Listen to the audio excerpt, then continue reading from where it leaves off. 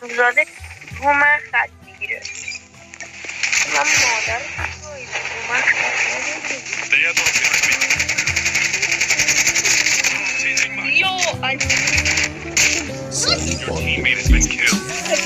یکی قطر از سقف نگات تو انعکاس زندان تو چشات باد زد تو پنجره ها یه جمع بزرگ انسان تو کشات حرکت که با خیزش خشم یه تظاهرات امکان تو چشات ارتش سرما عشق تو کش مرد یه کردستان تو چشات تا طلوع صبح بعد به اعتراف تابی که خون خورشید و ریختن غروب قبل از زمین زد شد نهال یخ ولی تو خاکو میخواستی واسه کشت آزادی واسه فریاد برهنه مادر تو روی درای فولادی مینه خشممون کرده کیچه کی توی سر یه جمع تو انفرادی ما فریاد زدیم خفگی مرز آزادی زندگی تنگی زن رو زمستون و تنه بی درخت بود ننوشتیم خفگی بس رو تو کف آسفالتی که داده با سنگ آغوش آوازه با جنگ با بوسه عشق تولد جنین آزادی تو قنداق تفنگ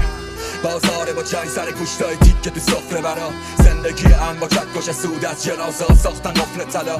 میفروشن به قیمت باج به قدرت و امنیت میل به پدر از ترس نبود حماقت فقط احمق کوره که رو کلش هیبت تاج به جا کشان دربار استبداد مرزها از موج خروشانه طغیان سرما ما را از زخم جنازه هامون تشخیص برید فردا واسه تغییر از مبنا ضد تبعیض و بی پروا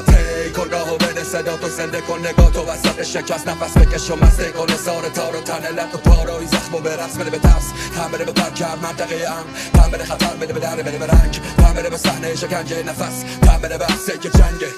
کلگاه و بده صدا تو زنده کن نگاه تو وسط شکست نفس بکش و مسته کن سار تار و تنه لط و پارایی زخم و برس بده به ترس هم بده به پرکر منطقه ام هم بده خطر بده به دره بده به رنگ هم بده به صحنه شکنجه نفس هم بده به عکسه که جنگه میخونه سرود خون وسط جبر و جنون زور سپاه ماره روشونه یه زحاک زمان